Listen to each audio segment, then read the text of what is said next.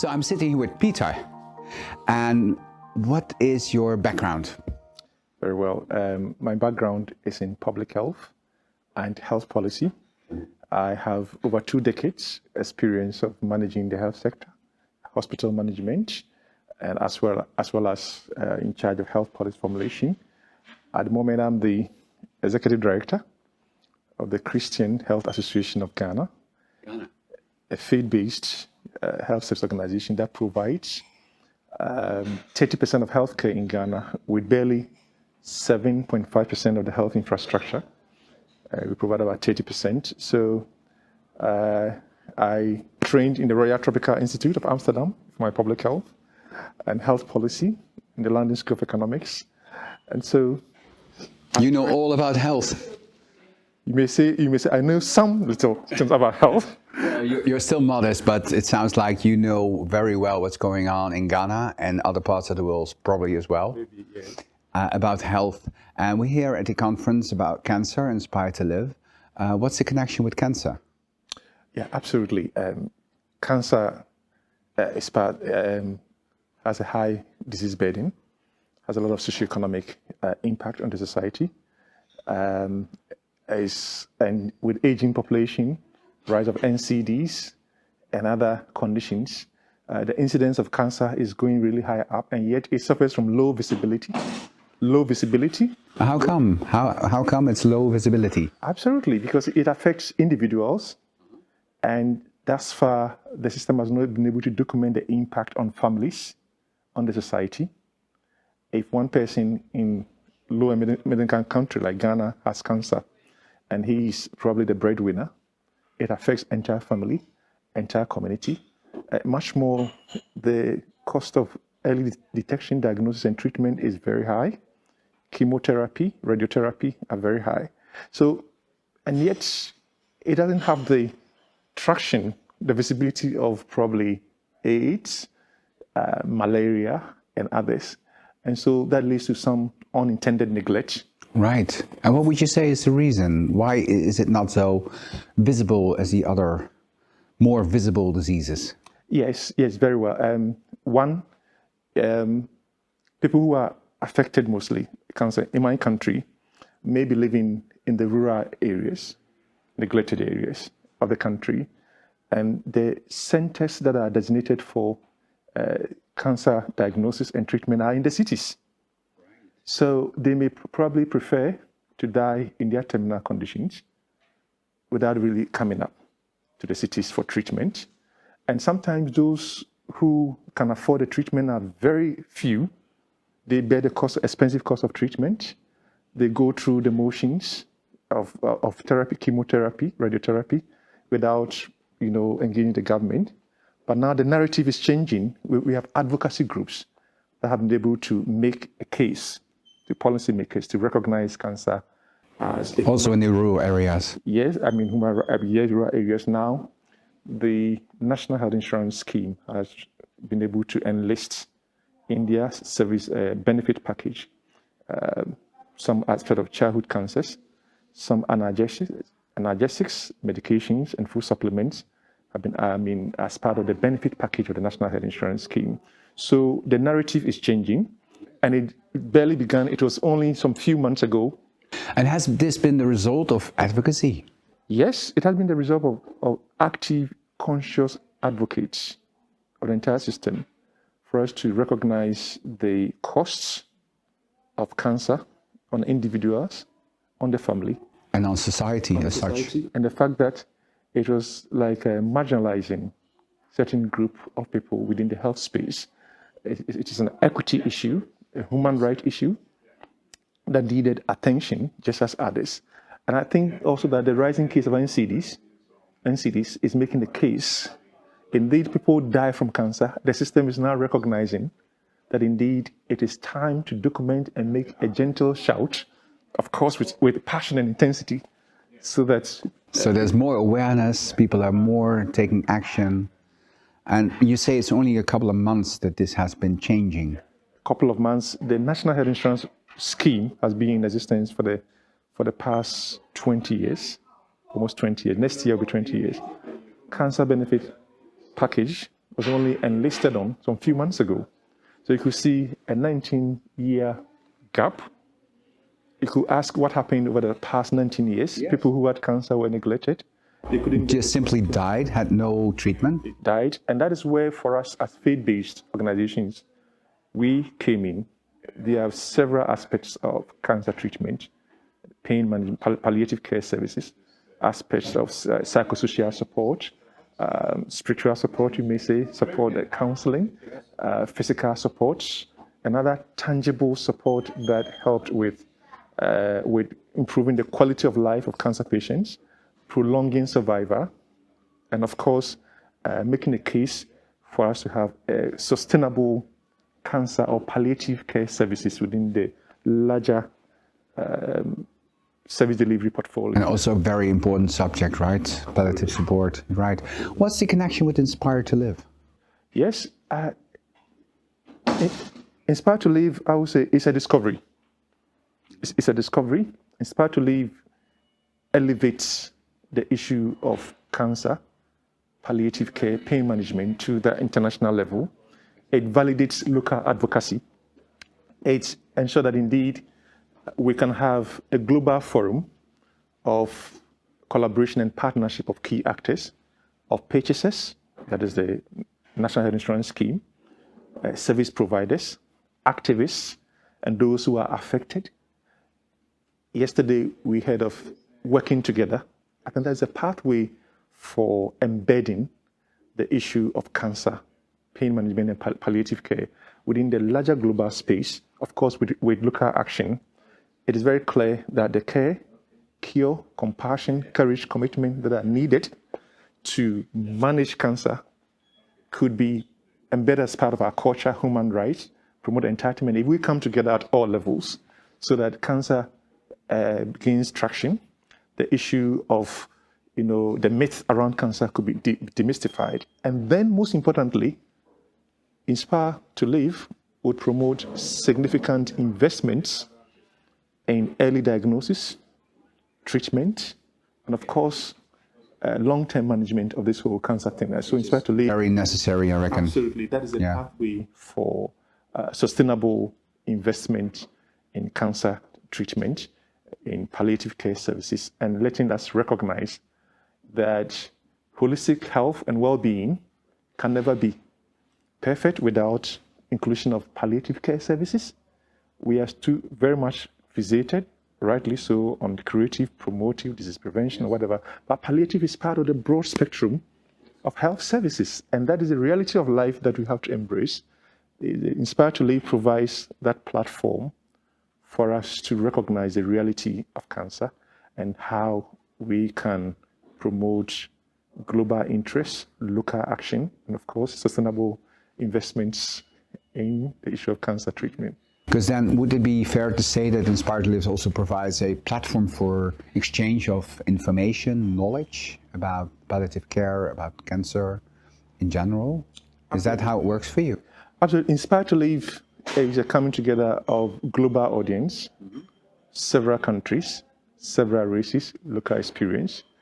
It is clear that we are come to share experiences, what works, what is feasible, proof of concept, what is scalable. And so it's a platform for harnessing diverse ideas, collating experiences, and forging a common agenda, a common platform, a movement for action. And so the information that is gathered here is a vital input. We're getting intelligence, experiences, and helping us to promote innovation, technology. The sessions we've had so far are so comprehensive and indeed inspiring. Right. Inspiring local action interest, learning what works elsewhere, harnessing ideas and interests, building diverse, united, common front. Sounds fantastic. Absolutely. So Inspire to Live is fulfilling this core mission of inspiring global interest and local action. Yes, local action, and also to the cultural background of the specific region, right? That's why I'm here, because you tell me some very specific characteristics of your country, Ghana, that is not the same all over the world, I guess. Absolutely. Yeah. Absolutely. So you realize that I was telling you that 71% of Ghanaians identify as Christians. Right. And so Ghana is a multicultural, multi-religious, diverse group and the rest with high influence of faith-based actors. Now, it happens in different. Today we heard of digital solutions, advocacy on digital advocacy. That is a new concept we can embrace. Ghana being a country with one of the highest mobile phone penetration in the system, over 100% mobile phone penetration, meaning that we can learn digital advocacy. We will learn new, evidence. We had a lot of pain, a lot of opioid analgesics, cost-effective interventions and treatment. You heard of other experiences from Latin America, from Northern Africa, from global South, West, East, and West. So it is a hub. It is. It sounds like it. And it can move quickly because of the digital developments and the adaptation of mobile phones. Absolutely. So I think innovation and technology, adoption of feasible, workable innovation and technology is very important. But what I also learned today is that trying to harness the right information to work. So this platform... This was in one of the lectures today, right? One of the presentations, yes. This was one of the... So that was inspiring to you to hear? Absolutely. It is very interesting that every session, every interaction, every coach that I've heard today is so inspiring. It causes internal self-reflection, sparks debate, discussions, and see how can we let this work all over. And one of the quotes is that there's no substitute for data, number one, and the fact that, move beyond challenges. Peter quoted it nicely, only 5 seconds of frustration, but never quit. It shows resilience, perseverance, robust, responsive action to deal with the scourge of cancer. And these are very inspiring indeed. Yes, and I can recognize that if you need so much perseverance, then meeting people who are like-minded, who inspire you, is important. Right? Yes. Is it fair to say that this is what Inspire to Live means to you as the movement that you are part of? Yeah. Inspire to Live has added value. It comes a lot of with value proposition. For me, one, it elevates the issue of cancer to positive visibility, so to speak. The entire world recognizes that cancer indeed exists, but then it is possible to deal with it, to prolong life, add quality of life to people, and mitigate the unintended consequences of that, number one. Inspire to Live also provides what works, experiences, expertise. Today, you heard of people in biomedical sciences, people in anesthesia, people in all the subspecialties of medicine dealing with cancer. You heard others from the digital world, others from socioeconomic background, people from politics, all over, and bringing indeed about 5 key actors together. One, you had policymakers here, which is very important, health policymakers. They set the agenda. 2, service providers, absolutely important because they are the face of all the ideas. You had purchasers, health insurance people coming in. 2, you had professionals coming in. 5, you had patients, and of course, and the public. So if I say P, a platform. It's all brought together on one. Yes, a platform of bringing all key actors together, stakeholders. From all parts of the world. And that is the beauty of it. That is an added value of that. Indeed, Inspire to Live, and the cohesiveness, the homogeneity. It is heterogeneous, yet homogeneous in thought, mind, action, and then vision. And I think Inspire to Live provides a mission for the entire global world. That you are obviously connected to. That's very clear, yes. You were talking about the myth of cancer. Can you elaborate a bit more on that? What is that myth? Absolutely. One of the challenges we have down south probably is not necessarily about supply chain or, of course, having diagnostic treatment and the rest. But some people see cancer as unexplained condition, number one, as a punishment from the spiritual world. 3, that if you have it, it is a terminal condition, submit to death.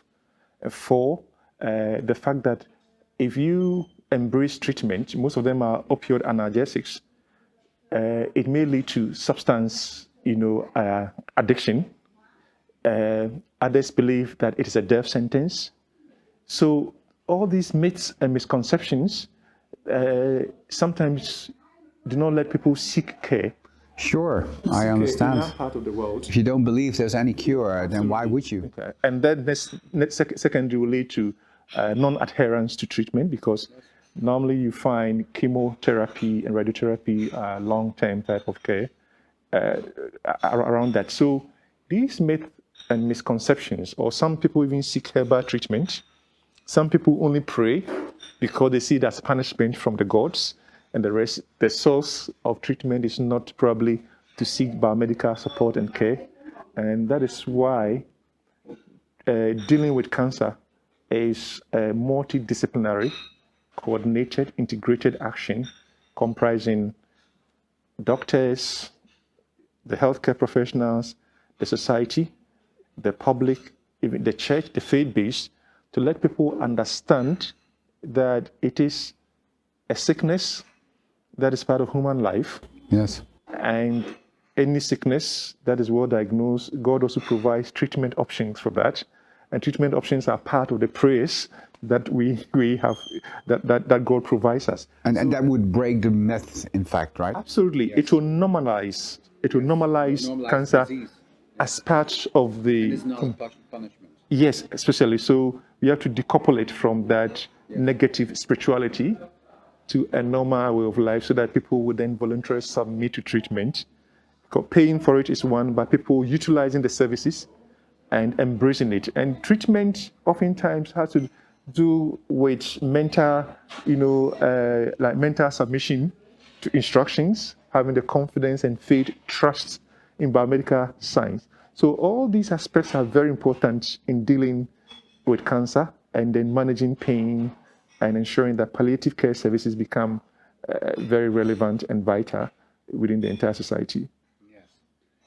It's a wonderful result if that's what it brings. Then people look differently at their disease and they have less judgment over it. Yes.